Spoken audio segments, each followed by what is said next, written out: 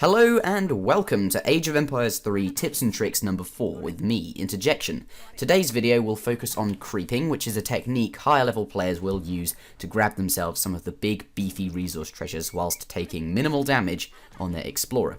It is actually possible to get some treasures without taking any damage at all. To make a point of this, you can see here that I'm grabbing myself a free settler and I will not actually take any damage. Now, creeping is not that hard. All you need to know is that around every single treasure in the game there is an invisible circle. And when your explorer is inside that circle, treasure guardians can attack you. But the moment your explorer steps outside of the circle, any treasure guardians attacking you will immediately just run back towards their treasure. So what I'm doing here is just standing just outside of that circle. The treasure guardians will run towards me and try to attack my explorer, but of course they themselves cannot step outside of the circle, meaning that I'm free to just shoot at them without any issues. However, there is one problem with getting treasures like this.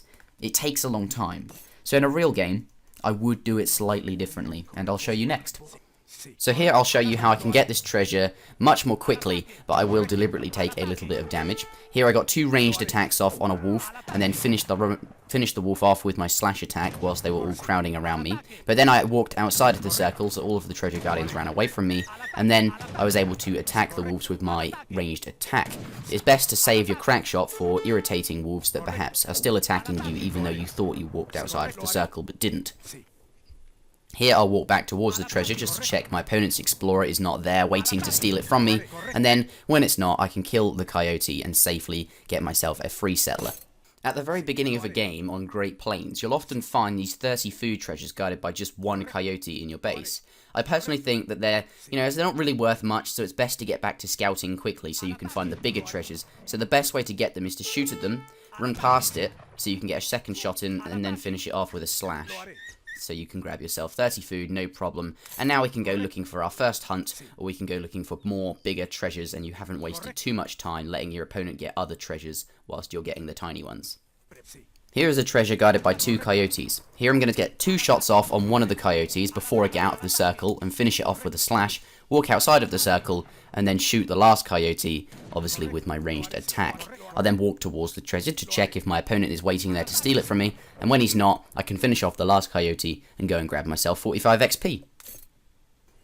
So here we have a treasure guarded by 3 coyotes. Now very similarly to the one guarded by 2, we're going to get 2 ranged attacks off on the first coyote, then finish it off with our slash attack while still taking damage from the other 2 coyotes.